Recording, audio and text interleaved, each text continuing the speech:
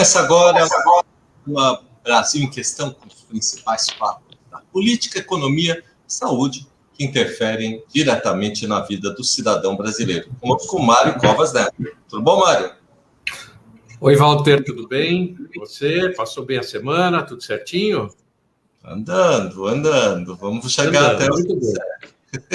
Boa noite a todos. Boa noite aos amigos que estão ao vivo e boa tarde aos amigos que vão nos ver na televisão semana que vem. Tudo bem, Coronel Salles? Coronel Salles é um amigo também de bastante tempo aqui. Foi alguém que trabalhou junto com meu pai, sofreu um bocado, porque ele ficou como ajudante de ordens ali no gabinete militar do meu pai um bom tempo. E um tempo em que meu pai já não estava muito bem de saúde.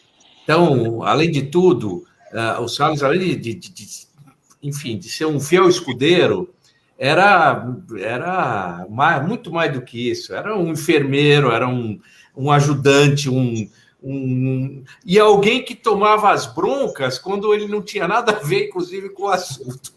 Então, um prazer muito grande te ver aí, Salles. E meu pai estaria muito orgulhoso de ver toda a tua trajetória depois disso, aí, como comandante-geral da PM, agora como prefeito regional da Sé. Muito bacana, viu? Muito legal. Um prazer, uma honra estar aqui presente com você.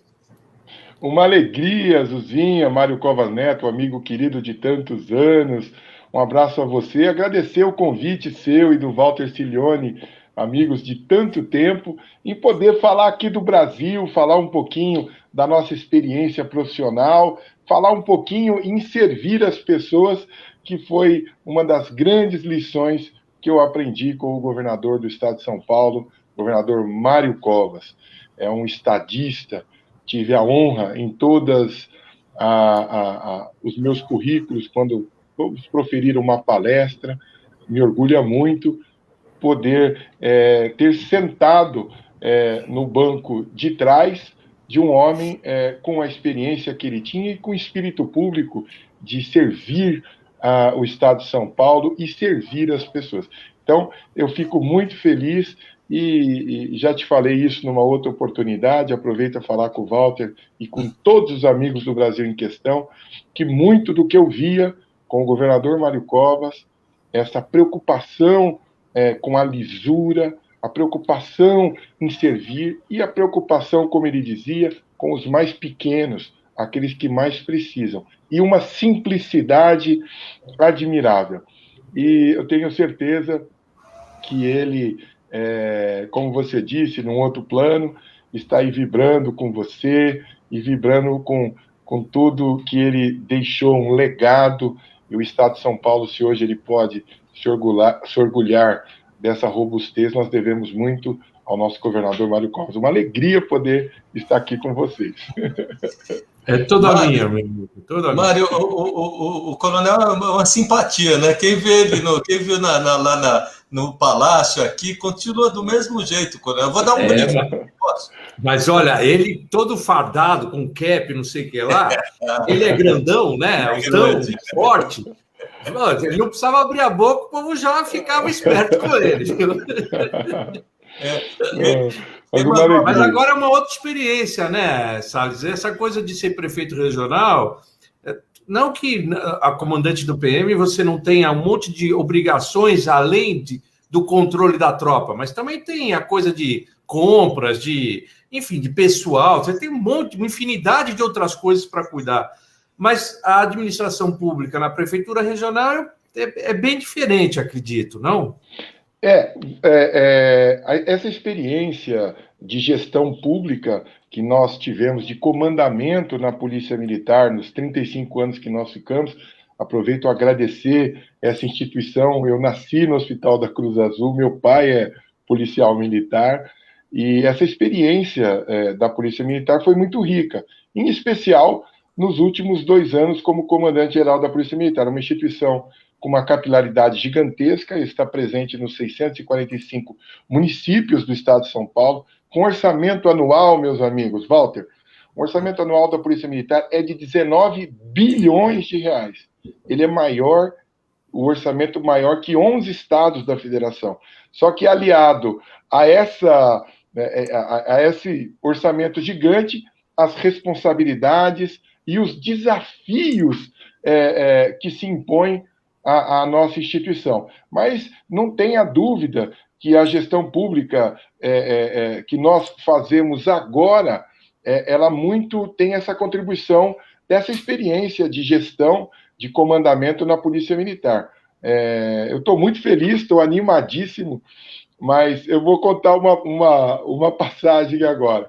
Me perguntaram recentemente, coronel, é mais difícil ser subprefeito da Sé ou ser comandante-geral? Eu falei, ó, eu tomo café com a minha esposa todos os dias às 6 horas da manhã. Nós já estamos juntos de casamento e namoro há 35 anos. Ela tem uma paciência de Jó, viu, Walter? Aí, o que acontece? Aí nós estamos tomando café e começou a chover. Nós estávamos num período de estiagem muito grande, começou a chover. Eu falei, puxa vida, graças a Deus que está chovendo. Ela, é verdade, amor, o clima tal. Eu falei, não, graças a Deus que está chovendo. Ela falou, por que você está tão assim, feliz que está chovendo? Eu falei, por causa das minhas áreas ajardinadas, as minhas plantinhas. Aí ela falou, mudaram as prioridades. Mas muito legal, animado, podendo dar respostas rápidas para as pessoas, poder servir. Nós recebemos por dia 2 associações em agenda, todos os dias. Associação de comerciantes, associação de ambulantes, conselhos de segurança, associação de moradores, às vezes, às vezes com opiniões totalmente divergentes. E aí é o nosso papel de tentar mediar e tentar sempre buscar o equilíbrio. Mas está sendo uma experiência maravilhosa, estou muito feliz. Que legal, que legal. Olha, depois de 6 meses, 6 não, já quase 8 meses, muitos já estariam arrancando os cabelos. Que bom que você está feliz, assim, animado, né? Porque realmente a administração pública, especialmente no executivo, é sempre muito complicado, porque é exatamente isso que você falou. Você tem que mediar conflitos e você tem que tomar a decisão que seja a mais justa possível. Mas, normalmente, essa decisão agrada a uns e desagrada a outros. Então, você tem que estar muito seguro da decisão que você vai tomar. Acho que é fascinante viver esse momento, mas nem todo mundo está muito disposto a assumir esse papel, né? A gente conhece gente que não mesmo, ao longo do tempo falou, puxa vida, isso não é para mim, achei que era outra coisa, né? Mas parabéns. E é uma forma de nós devolvermos a São Paulo o que São Paulo fez com a gente. Então, eu sou filho da escola pública, nasci na Vila Antonieta, hoje estou aqui no Tatuapé, ainda na Zona Leste, mas é uma forma de você devolver o que São Paulo fez para nós. Eu estou muito grato, então todos os dias estou com uma equipe fantástica lá, funcionários de carreira, muito dedicados, alguns nomeados que vieram conosco contribuir, então é uma alegria mesmo, e estamos aí fazendo operações. Recentemente fizemos uma operação Ferro Velho, onde inspecionamos na área central 30 ferro velhos, esses locais de reciclagem, e vejam, amigos do Brasil em questão, Walter e Zuzinha, Mário Covas Neto, dos 30 vistoriados, somente 4 estavam em condições plenas, com todas as suas regularizadas. De plano, nós interditamos, Walter, 16 ferro velhos, prendemos 4 pessoas por receptação, inclusive um poste da prefeitura de 1927, esses postes históricos que nós temos no Centro Histórico de São Paulo. Um dos objetos furtados era um pedestal desse poste. Então, olha, eu vi, Salles, há um tempo atrás, você deve ter visto também, apareceu um filme, eu não sei se foi na televisão, talvez tenha sido na televisão, aparece a imagem da pessoa roubando esse negócio e indo embora com ele embaixo do braço, na maior tranquilidade da paróquia. Só pode ser desse daí. Não, e o problema tão terrível quanto aquele que furta Eu acho que é pior até aquele que faz a receptação. Ele cria um ciclo perverso. Então, ele estimula. E aí você começa a ir para outras áreas. Você vê pessoas com dependência química. Então, a potência dessa ação tão maléfica para a municipalidade, para a cidade de São Paulo, desse receptador, porque ele aproveita dessas pessoas que não estão nas suas plenas faculdades mentais, pessoas em instabilidade emocional, pessoas que em situação de rua. Então, ele explora essa condição muito difícil dessas pessoas para estimular o seu negócio, e aí você fica sem internet, você fica com a praça sem iluminação, você fica sem telefone. É muito difícil, mas uma das orientações do prefeito Ricardo Nunes é de nós buscarmos essa ordem urbana, sob todos os olhares. Então, fizemos essa operação junto com a Polícia Civil de São Paulo, que foi o doutor Roberto Monteiro, delegado da primeira seccional, nos apoiou. Mais de 300 pessoas participaram. E virão outras. Coronel, muito bem. Deixa eu mandar aqui um abraço. Olha, pediram para o senhor, pediram para mandar. Coronel Pernot, o senhor falou no Cruz Azul, né? Coronel Perrenot. Mandou um abraço. Meu tenente na academia, uma grande figura. Coronel o Castilho, né? Coronel Castilho. E o Coronel Renato, né? Que agora está no interior, né? Mandou também um abraço para o senhor, né? Que bom. São generosos. Eu não podia deixar de falar, né, Mário? Senão, imagina, né? Quem me mandou, estou fazendo. Mas você sabe que eu tenho uma pergunta com relação a isso. Vamos falar dessa área que compreende a subprefeitura da Serra. Ela interliga quase todas, né? Mas estamos falando em quantos bairros, Coronel? E população, né? Que mora... Nós temos 8 distritos. Para que vocês tenham uma noção espacial, a subprefeitura da Sé, a área territorial dela, ela compreende da Avenida Paulista até a Marginal Tietê e do Cemitério do Araçá até a Cruzeiro do Sul. 430 mil pessoas, população residente, 430 mil, e uma população flutuante de mais de 2 milhões de pessoas. Então, é a metade da população do Uruguai que vem para os 8 distritos da Sé e retornam. O centro de São Paulo, ele é responsável por esse verdadeiro êxodo das pessoas ao centro, que vão lá estudar, trabalhar, se divertir. Então, é uma responsabilidade gigantesca eu não sei quantas cidades no estado de São Paulo, até vou verificar, que possuam mais de 430 mil habitantes. São cidades aí de grande porte, né? Mas não são muitas, não. Posso lhe assegurar que não são muitas, não. A responsabilidade aumenta. O sargento Rogério, né? Terceira, também lá do Palácio, também um abraço para o senhor, tá mandando. Não posso deixar de citar, né? Tá entrando. Walter, você está ficando porta-voz desses caras, cara. Você está com medo de ser preso, é isso, Léo? Eu estou falando aqui, ó. Coronel Telhada mandou um abraço, tá aqui. O Coronel Telhada. Um grande deputado, um defensor de São Paulo. Também deixa um abraço a todos.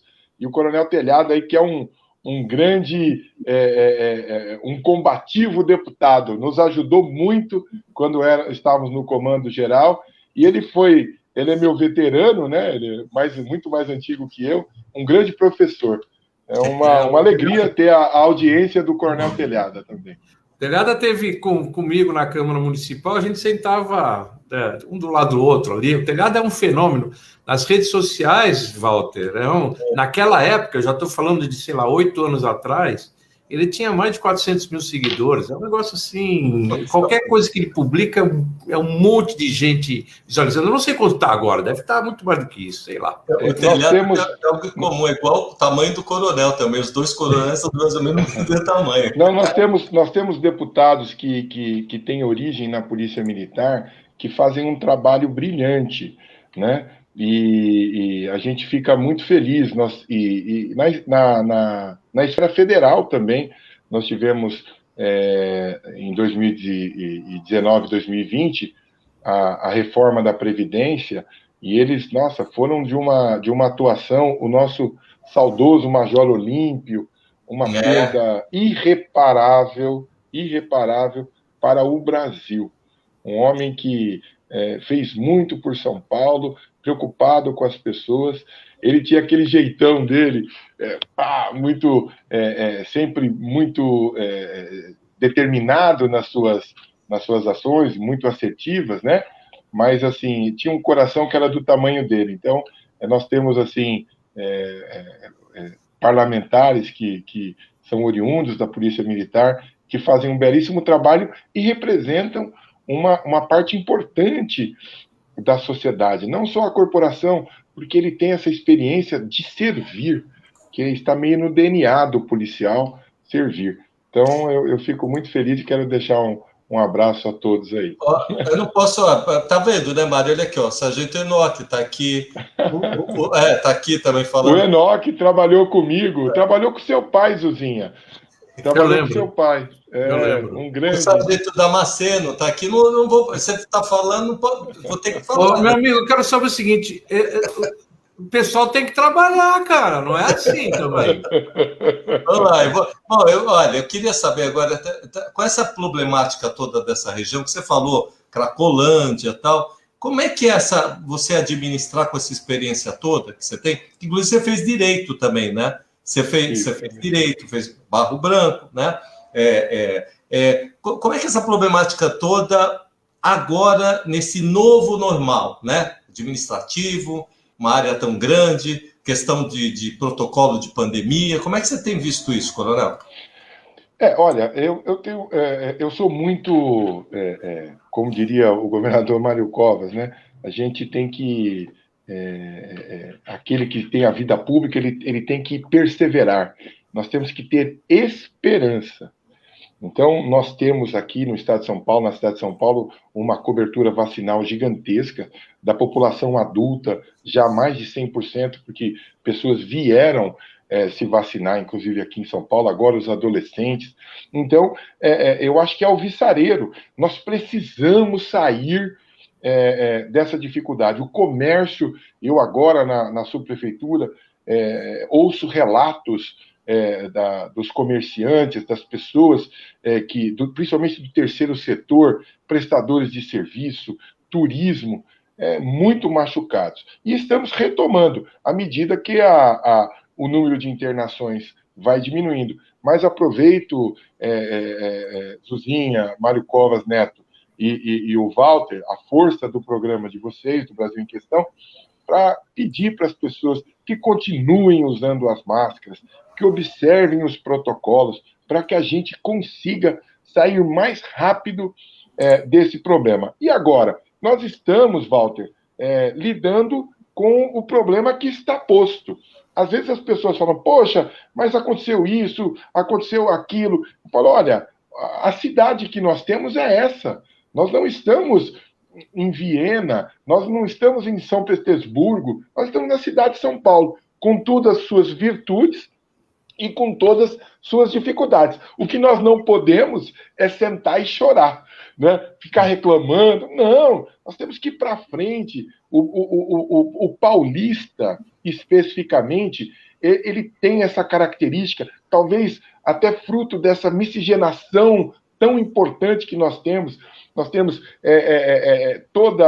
meu pai é baiano, veio lá da Bahia ainda muito jovem, nós temos japoneses, nós temos pessoas da Espanha, nós temos gente do Sul, pessoas que escolheram o Brasil. Então, o Estado de São Paulo para morar. Então, nós temos os árabes. Então, isso tudo é a marca do paulista. Então, é isso que nós temos que nos ter como base. Temos que nos abraçar com essa vocação para o trabalho e com a vocação da esperança. Nós temos que ter sempre esperança. Eu estou muito animado, principalmente com... e depois, se vocês me permitirem falar um pouquinho sobre os grandes programas que nós temos, uma construção coletiva que é essa cidade de São Paulo, de tantos anos, mas com um peso muito grande do nosso saudoso prefeito Bruno Covas.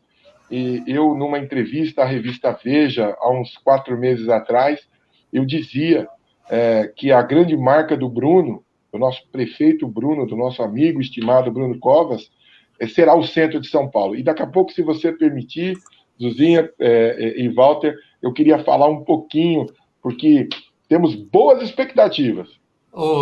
Walter, vamos facilitar. Continua, pode falar, fique à vontade. Eu vou falar aqui, ó, o Tenente Salgado mandou, eu vou ter que fazer, não tem jeito, ó, o Tenente Salgado mandou um abraço, tá dado um abraço, tá aqui, já tá também, e o Franco Nassaro também mandou um abraço. O Coronel Franco, de Presidente Prudente, foi o comandante da região, o Coronel Salgado também, meu professor. Pô, eu tô com a claque toda aí, muito legal. Bom, falando do centro de São Paulo, o centro de São Paulo ele é complexo como o centro das grandes cidades. Mas nós já avançamos muito. Por quê? Porque nós temos hoje, no que nós chamamos de triângulo histórico, que ele é traçado da Igreja Nossa Senhora do Carmo, ali do lado da Praça Clóvis Bevilacqua.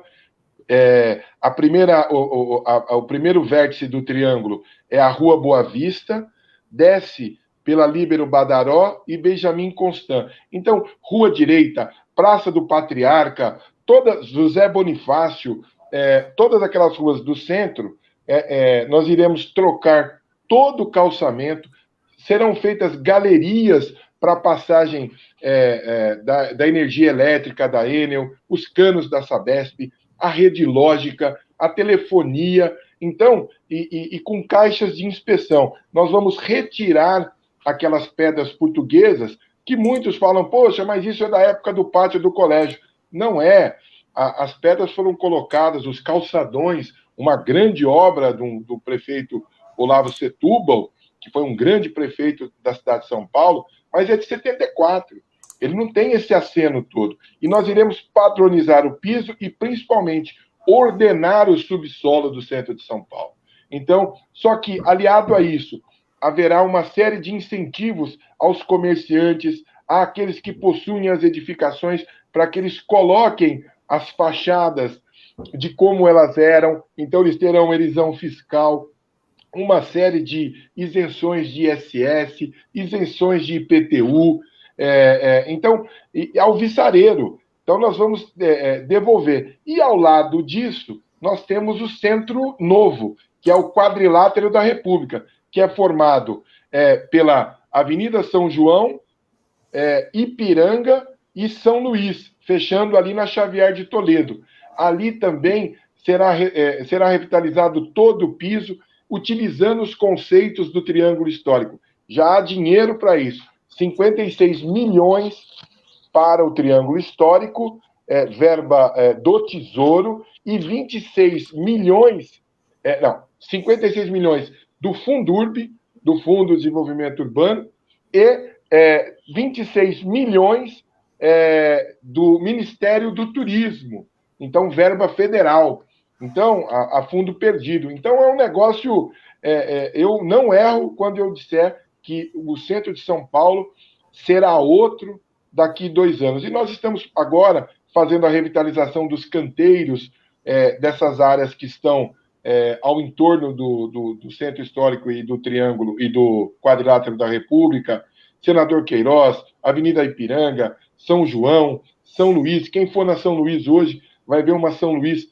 totalmente urbanizada, iluminada, e aí eu já falo do trabalho da Ilume, que hoje é presidida pela Valéria, é subordinada à Secretaria Municipal de Urbanismo e Licenciamento, SMU. Então, um trabalho feito a várias mãos, para que a gente consiga trazer a São Paulo que os paulistanos, aqueles que nasceram aqui e aqueles de coração, merecem e que requerem, né? E que requerem. Esses 2 centros históricos aí de São Paulo, Primeiro, estão localizados numa região da cidade onde você tem uma quantidade imensa de alternativas de transporte coletivo. Você tem 2 ou 3 terminais de ônibus, você tem uma série de estações de metrô. É uma região onde... Como? CPTM. É uma região que tem um fluxo muito grande, como você mesmo falou, de pessoas que vão e vêm, porque trabalham lá, mas muitas vezes não moram lá. Há um trabalho muito grande da prefeitura no sentido de tentar trazer as pessoas mais para perto ou levar empregos mais para fora. Mas, ainda assim, você acaba tendo algum problema exatamente de mobilidade por conta do seguinte: as pessoas trabalham lá durante o horário comercial e no horário noturno e finais de semana, aquilo fica esvaziado, porque predomina o comércio. Bom, por outro lado, a cidade tem uma série de atividades que são de 24 horas, só que espalhadas pela cidade. E são atividades que sofrem, eventualmente, a insegurança de uma cidade grande, né? Então, a ideia seria transformar aquele centro num centro de 24 horas, de tal forma que você tivesse um terceiro turno de trabalho, então você teria mais trabalho para as pessoas, você teria a possibilidade de fazer com que a mobilidade se desse ao longo do dia inteiro e à noite, não só no horário comercial, mas mais do que isso, você daria a vida àquela cidade e um ao lado do outro aberto, você teria como ter o problema da segurança mais ou menos compartilhado. Penso que esse tipo de implementação serviria até mesmo para uma outra coisa que é um drama que a gente tem muito no centro da cidade, que são os moradores de rua, que acabam procurando, na falta de alternativas de moradia ou pela dificuldade financeira, acabam adotando a rua como seu lar, não é? Mas, evidentemente, que se tiver um lugar com muito movimento, ele já não é mais propriamente um lugar agradável para essas pessoas ficarem, vão procurar um outro lugar, certamente. Mas, enfim, por essas questões todas, não há nenhum programa com o sentido de colocar isso como um objetivo? Eu acho que sim. Nós temos, você citou várias situações. Nós temos que lembrar, eu também sou um entusiasta do movimento no centro, mas ainda mais agora como subprefeito, onde uma das atribuições é disciplinar o uso e a ocupação do solo. Nós temos pessoas que moram no centro de São Paulo. Então, nós temos que buscar esse incentivo, mas sempre aliado, lembrando que também nós temos pessoas que residem lá, que às vezes precisam dormir à noite. Então, aí impõe àqueles que queiram migrar para o centro o seguimento de algumas regras de convivência. Então, eu acho que isso é importante, essa consciência, mas eu vou ao seu lado nesse raciocínio. Com relação às pessoas em situação de rua, é um problema das grandes cidades. Eu tive a oportunidade, como oficial de polícia militar, de conhecer um número razoável de países. Fui a São Francisco, nos Estados Unidos, vi lá moradores de rua, lá os homeless, principalmente depois daquele problema grande que eles tiveram, aquela quebra, principalmente na parte de residências e tal, financiamentos, hipotecas. Você vê morador de rua em Roma, você vê morador de rua em Paris, você vê morador de rua em Los Angeles, você vê em Chicago. Eu estive em Chicago em 2019 fazendo uma palestra lá sobre a queda dos homicídios. Então, é um problema das grandes cidades. Agora, com a pandemia, isso se intensificou. O censo de moradores de rua de 2017, apontava que a cidade de São Paulo, ela possui, estão ligando aqui, ela possuía 26 mil pessoas em situação de rua. Metade que realmente escolheram, ou por uma dificuldade familiar, estão na rua, tiveram um problema grave, e metade dependente de álcool e outras drogas. Então, um problema gravíssimo. Com a pandemia, eu não tenho dúvidas que esse número de pessoas aumentou exponencialmente, entendeu? Agora, ninguém quer morar na rua.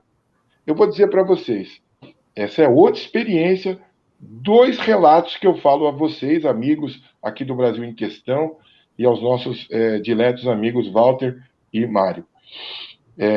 Pessoas com formação acadêmica, pessoas que tiveram oportunidade de estudar em boas faculdades, tiveram a sorte e a graça divina que nós tivemos de ter essa preocupação de nossos pais terem conseguido nos dar algum estudo, e hoje nós estamos usufruindo dessa preocupação deles, mas essas pessoas, elas, quando eu assumi o comando geral, muitas pessoas falaram assim: Coronel, o senhor tem que acabar com a Cracolândia.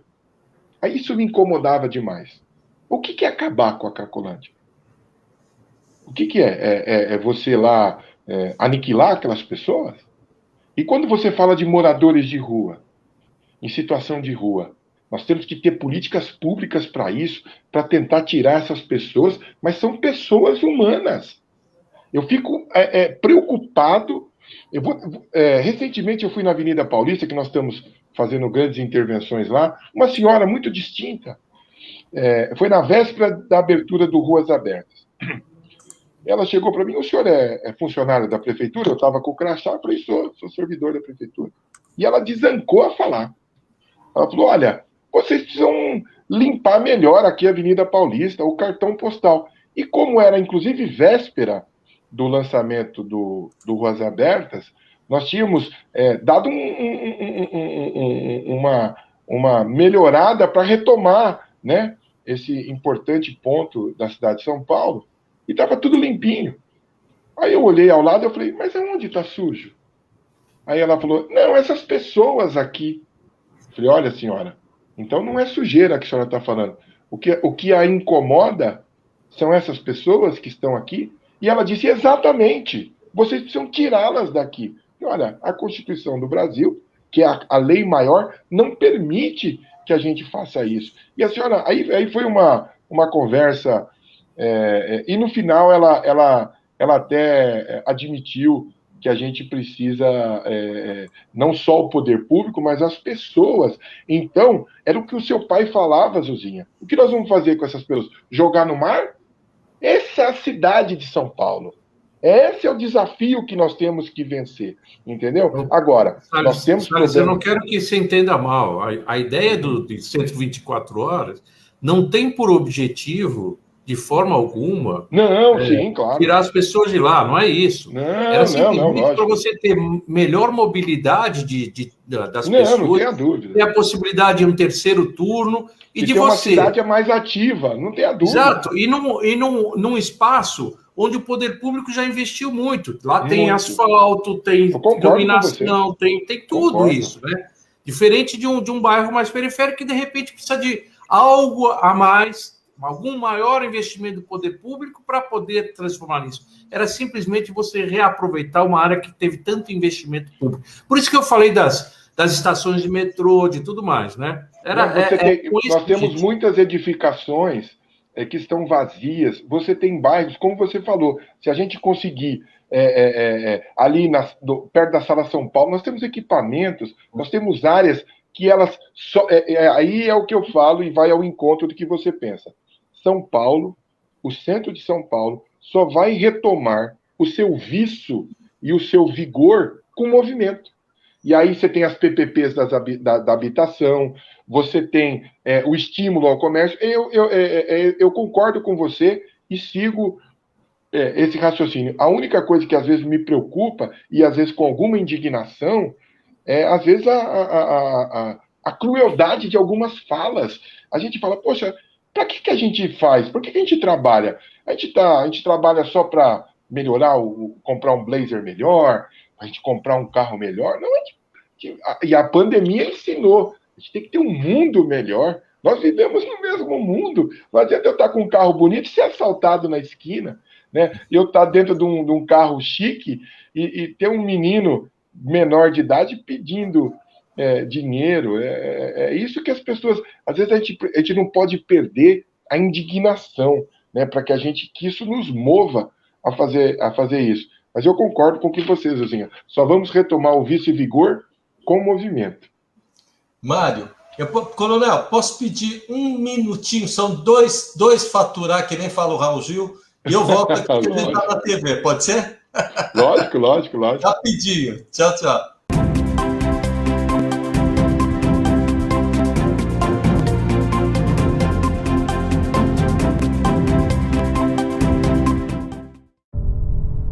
Faz mais de 1 ano e meio que a nossa vida mudou bastante, mas a gente entendeu a gravidade. Passou a usar as máscaras, respeitou os protocolos e tomou a primeira dose da vacina. São Paulo é exemplo para o mundo. Uma cidade que acredita na ciência e na vida. Obrigada, São Paulo. Agora é ficar atento para tomar a segunda dose na data certa. Juntos, vamos vencer essa pandemia. Prefeitura de São Paulo.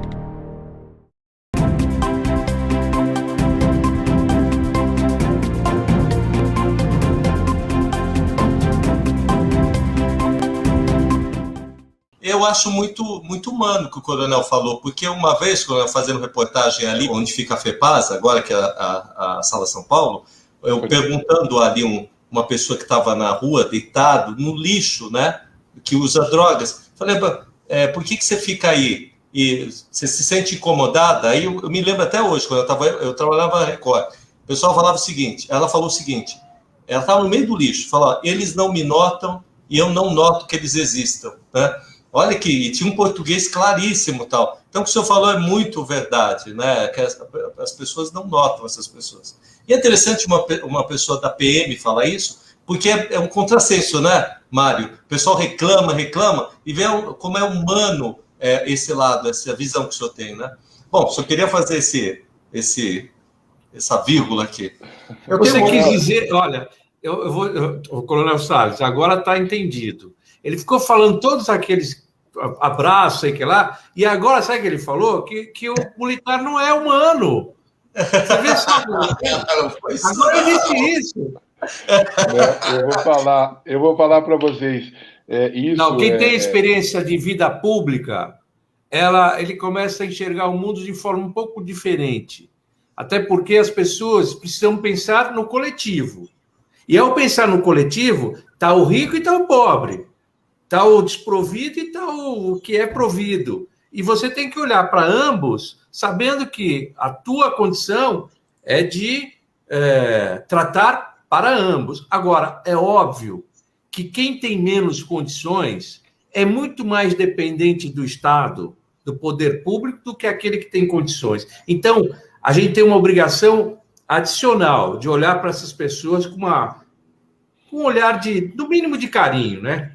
Quando você fala, Walter, e aí o Zuzinha brincou, e é uma brincadeira, lógico, mas a Polícia Militar, eu vou falar para você, e falo isso com a maior tranquilidade de ter servido aqui, não de ter sido comandante, de ser policial militar da reserva agora, mas com orgulho danado. A nossa tropa é vocacionada a servir, cara. Quando você às vezes está lá, o salário que precisa ser recomposto, eu sempre disse isso, foi uma das primeiras coisas que eu falei quando eu assumi o comando. Infelizmente, nós temos problemas sérios ainda, e às vezes o policial... É o pior salário do Brasil mesmo, Coronel? Ele está muito defasado. É um dos... Ele não... O vencimento não retrata toda a dedicação. E o policial, às vezes ele está desanimado com algum problema, quando toca no rádio lá, quando avisa o Centro de Operações da Polícia Militar, o Copom, que recebe por dia 80 mil chamadas por dia. Ninguém liga lá para chamar você para comer pizza, não. É porque você tem problema. Então, aí a hora que o Centro de Operações noticia que tem um ladrão em residência, tem uma família sendo roubada, sendo abusada, o policial esquece tudo. Ele liga a sirene e as outras viaturas vão no apoio. e é assim, e fazendo parto, e ajudando as pessoas, e dando informação. A polícia militar, e ela tem a vocação dela é servir. Então, mas nós sofremos muito preconceito. Muito preconceito. Às vezes, as pessoas falam, poxa vida, eu, quando servi no Palácio, uma ocasião que o governador Geraldo Alckmin pediu para que... Ele estava com 3 audiências ao mesmo tempo, ele falou, Salles, vai chegar uma pessoa aí, se puder receber, era uma pessoa de destaque aí na sociedade. E aí eu falei, não, pois não, governador. Eu estava de terno, né? A gente trabalhava de terno. E, seja bem-vindo ao Palácio Bandeirantes, por favor. E aí aquela conversa de fila de banco, né? Olha, poxa, a instituição que a senhora representa, há quantos mil empregos diretos, indiretos? Poxa vida, que coisa boa. Tá? E aí demorou uns 10 minutos, a secretária falou, olha, o governador já espera a senhora, tá? E foi. Uma audiência de meia hora. A sala do ajudante de ordens, ele é ao lado da sala do governador.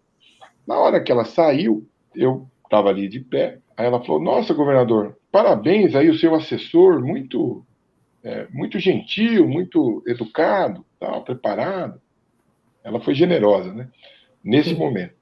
E aí, quando o governador o governador Geraldo Alckmin falou assim, nossa, é o Major Salles, ele é da Cavalaria, da Polícia Militar de São Paulo. Ela falou, o senhor é policial? Nem parece policial. Eu acendi, eu fiquei muito... Eu não consigo esconder. Se eu estou feliz, Zuzinha, a gente tem contato de décadas, aí eu abraço. Eu fiquei muito... Eu falei, não é possível que eu estou ouvindo isso, né? E aí o governador, na hora, falou, não, o Major... Eu era major na época, né? Major Salles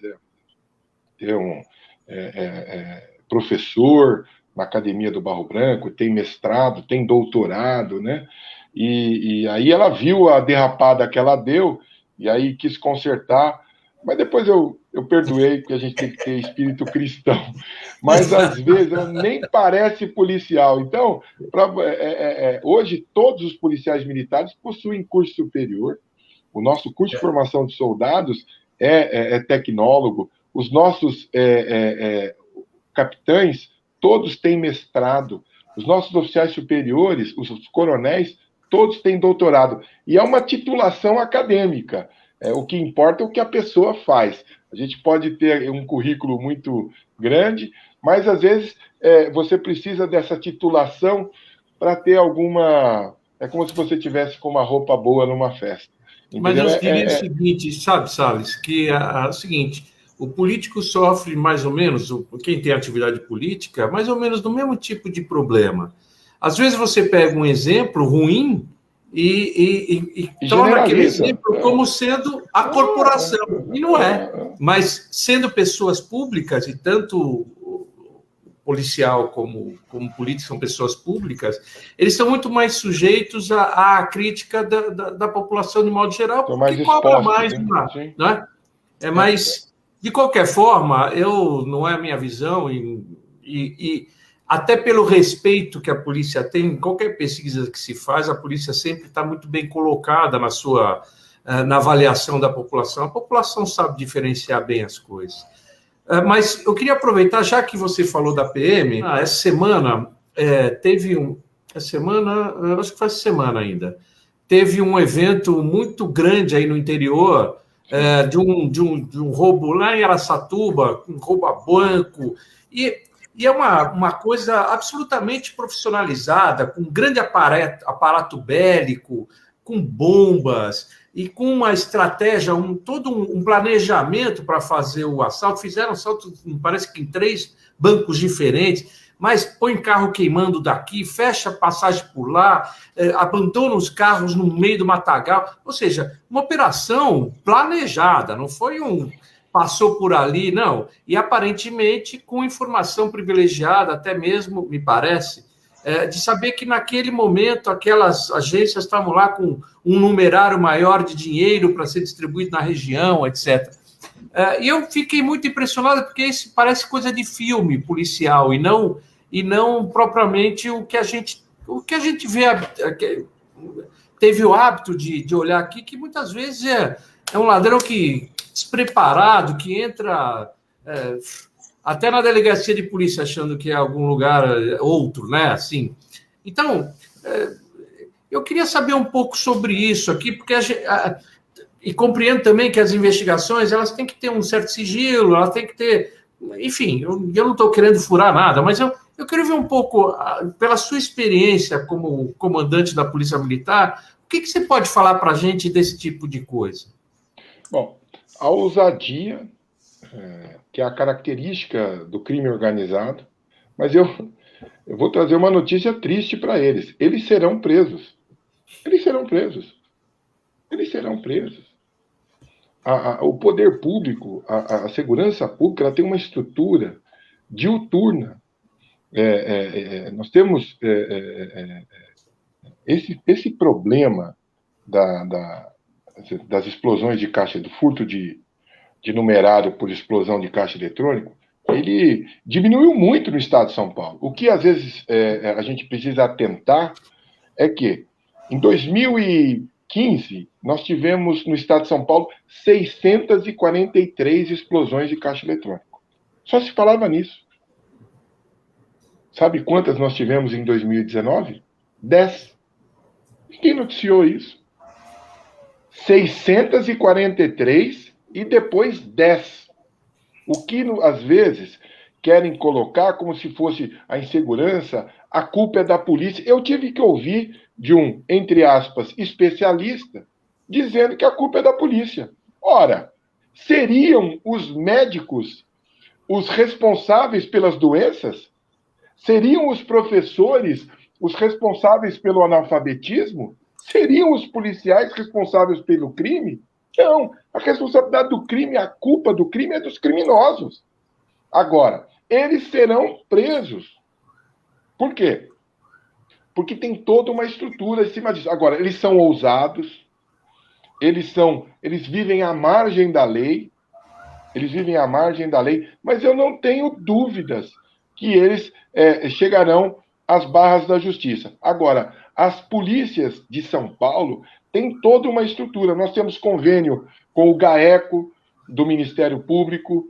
Vejam vocês, numa das ocorrências, quando eu era comandante-geral, a mesma quadrilha que explodiu caixa eletrônico em Guararema era a mesma que explodiu caixa eletrônico em Ananindeua, no Pará.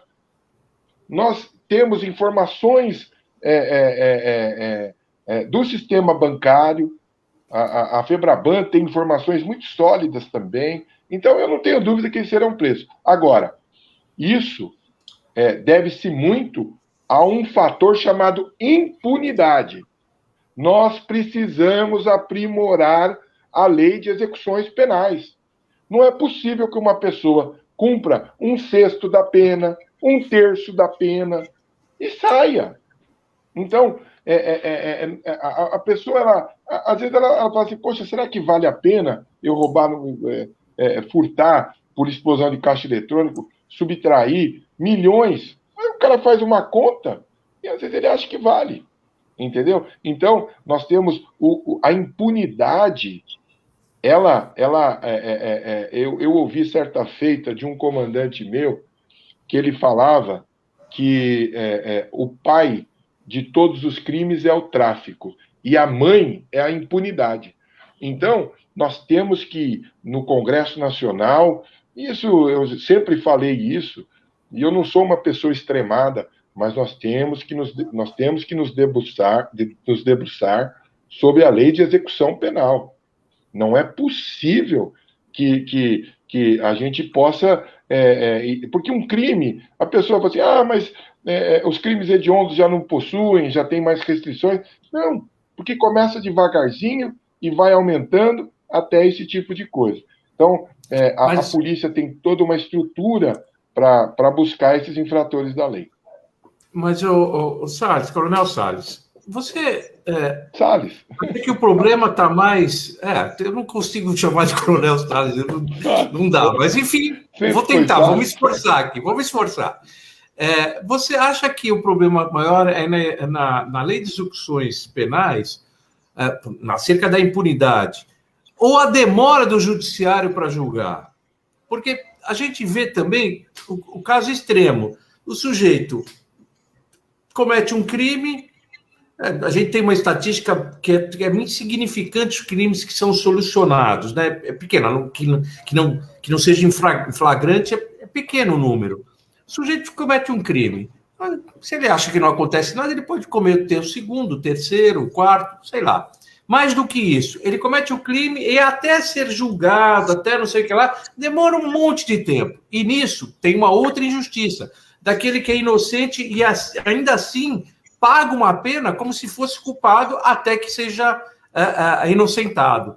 Então, será que o nosso problema não é muito mais do sistema judiciário ser lerdo, lento, do que propriamente assim, o tempo que ele vai... Eu tomaria um pouquinho de cuidado. Eu particularmente, eu tive um convívio muito grande com o judiciário. Eu acho que é multifatorial. Ele não é só um problema, entendeu? Mas como é que eu poderia dizer? Você tem um problema grave porque o nosso direito, o direito brasileiro, inspirado no direito romano, ele é formal. Ele é muito formal. Às vezes as pessoas querem comparar, às vezes, com o direito, como o processo sumaríssimo nos Estados Unidos, por exemplo, que é anglo-saxão, que tem a sua origem lá na Inglaterra, que é muito mais célere. Você tem audiências, a gente sabe de pessoas, eu bati o carro nos Estados Unidos e fui para a corte, bebeu e dirigiu, vai para a corte, é sumaríssimo. Então isso estimula, eu sou defensor desse tipo de processo. Agora, qual que é o arcabouço jurídico? A nossa legislação, ela permite, ela é muito, como eu disse, é recurso, ela é para todos. Então, nós temos uma dificuldade muito grande. Para os advogados, há prazos, para os juízes, não. Sim, é por isso que eu falo que requer, é multifatorial, requer aprimoramento. Eu também entendo que por exemplo, a 9099, ela veio para agilizar. Então, nós temos que, agora, com o São Paulo Sem Papel, o judiciário fazendo esses projetos digitais. Então, eu acho que você tem uma série de coisas que você pode melhorar essa distribuição de justiça. Agora, eu não tenho dúvidas que às vezes, essa demora, que às vezes não é só por conta do juiz, ou só por conta do promotor, ou só por conta do advogado, é por conta também de uma legislação que privilegia esse formalismo exagerado, entendeu? Eu acho que... É um pouco da discussão da condenação em segunda instância, né? Quer dizer, ok, enquanto o sujeito ainda tem um recurso pendente, significa que é uma presunção da inocência. Okay, essa é a tese.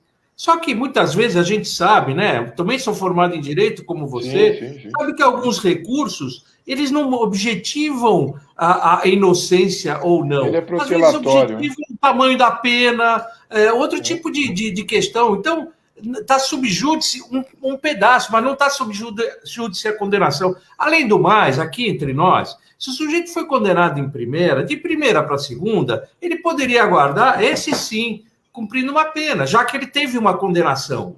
E aí, na segunda instância, se houver a inocência dele, reparar o erro, algum tipo de compensação, algum tipo de indenização esse sujeito teria. Mas não dá para você ter a presunção de que ele é culpado porque ele já foi julgado uma vez, você esperar até o final do julgamento no Tribunal Superior em último recurso, e aí os especialistas, nossos colegas advogados, são bons em procurar argumentos para protelar, e as coisas vão andando. Aí, de repente, prescreve o troço. E é inacreditável como a gente, como cidadão, possa aceitar de que se comete uma falta qualquer, de repente tem um holofote em cima de você, e ao contrário de alguém que passa sorrindo para você porque ficou de fora de uma penalidade qualquer, não é? Nós temos muito que evoluir, nós temos que aprimorar o nosso sistema legal. aprimorar a distribuição de justiça, mas que também tem muitas virtudes também. Eu vejo, mas eu acredito a esse formalismo exagerado que advém do direito romano, talvez, que possa, às vezes, inferir esse tipo de ideia de impunidade. Mas eu acredito que a gente tem condição de melhorar, inclusive com a participação do próprio Judiciário, do Ministério Público, da Ordem dos Advogados do Brasil. Temos advogados espetaculares, tive professores que são admiráveis, né? Advogados, mas sempre na busca do bem comum. Mas, Salles, fique à vontade aí para dar o fecho no programa. Desculpe se a gente acabou enveredando por caminhos aí, talvez inesperados, mas, enfim, aqui é muito mais um bate-papo e é para deixar você à vontade mesmo. Esse foi o objetivo nosso. Então, fique à vontade para os nossos ouvintes aqui. Eu quero te agradecer, Zuzinha, Mário, né? O Walter, amigo querido, também agradecer a toda a audiência, a oportunidade de a gente vir falar um pouquinho da nossa experiência, dessa situação que hoje a gente está enfrentando e que nós vamos vencer. O Brasil é maior que isso, nós vamos sair disso mais fortes, entendeu? E trabalhar pelas pessoas. Então, eu quero agradecer a oportunidade de vocês terem dado aqui, da gente falar um pouquinho da nossa história, e dizer que eu estou sempre às ordens, contem conosco e fiquem com Deus. Muito obrigado a todos os amigos que nos brindaram com sua audiência. Um abraço especial a você, Walter, Celione, e ao meu amigo Mário Covas Neto, Zuzinha, um amigo querido de décadas. Fico muito feliz sempre em encontrá-la, Zuzinha. Muito obrigado. Obrigado, viu, Salles? Foi um grande prazer, uma honra para a gente aqui, e para todos que nos ouviram aqui, muita gente mandando cumprimentos para vocês, mas não deu nem tempo de falar aqui. Um aqui que eu vou falar que foi o Claudinho de Souza aí, que pediu para mandar um abraço. Muito! Da freguesia do Ó, grande vereador, um grande defensor da Zona Norte. Isso aí. Então, obrigado, gente. Obrigado, Walter. Até a próxima semana. Até a próxima semana. Fique com Deus. Obrigado. Um abraço. Tchau, gente. Obrigado.